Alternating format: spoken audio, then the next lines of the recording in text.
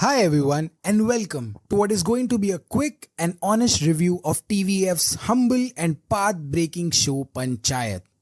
There are shows where the story takes the characters forward and then there are shows where the characters drive the narrative forward.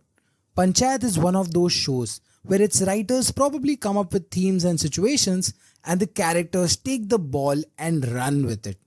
This show reminds me of The Office, where the characters were so well defined that just them reacting to a slightly funny or awkward situation would look so brilliant on screen.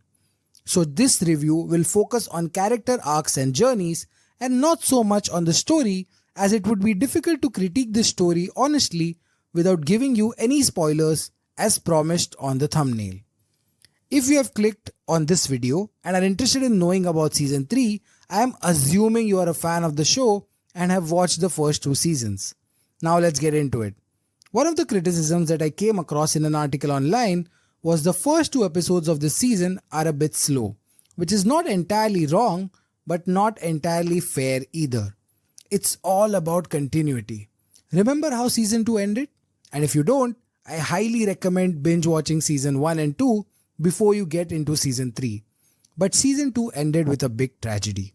And anyone who has basic understanding of how shows are made will realize that how the first couple episodes of season 3 had to be a slow burn.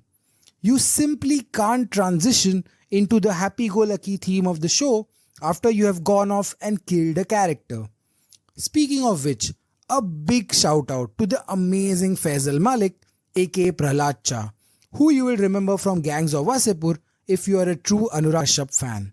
Faisal has absolutely and consistently outperformed his peers throughout, but in season 3, we now truly bear witness to his acting prowess.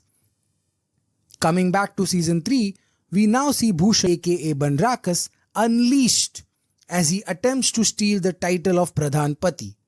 In this season, he doesn't hold back his punches at all and surprisingly gains support from Binod and Madhav, although Sachivji had helped them both previously.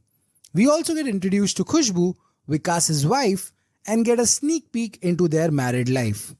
In an interesting turn of events, we see the return of Fulera's son-in-law, Ganesh, the one who took Sachivji's favourite chair from the Panchayat office. Ganesh does a fine job of playing the quintessential small-town, entitled but sweet son-in-law, and quite unexpectedly gets involved in a funny, albeit slightly complicated situation involving Sachivji and Rinki. This season explores Sachivji's and Rinki's relationship as they both get comfortable in acknowledging their feelings towards one another.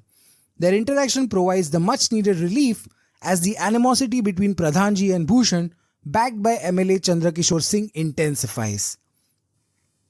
Which brings us to the wonderful Panchayat Cha aka Hayakji, who I think ties with Faisal aka Prahlad for the award of Best Performance for Panchayat Season 3. Hayak goes all in his quest to establish supremacy this season. It's a battle of egos. It's small town politics at its best. Pankaj has left no stone unturned as he flexes his acting talent through impeccable timing, dialogue delivery, and letting the scene cook as he gazes at you during those masterful silences between dialogues. In the final episode, we do get introduced to a new character who plays a pivotal role in shaping the final few scenes. This character probably only has 40 seconds worth of screen time, but impresses with his delivery and nuance. I expect to see more of him in season 4. Comment if you have guessed who I am talking about. All in all, I absolutely love this season of Panchayat. I highly recommend watching if you are a fan of the show and the cast, as both are yet to disappoint. Thanks for watching. Share this review with fellow fans of the show and let me know what you think about this review in the comments.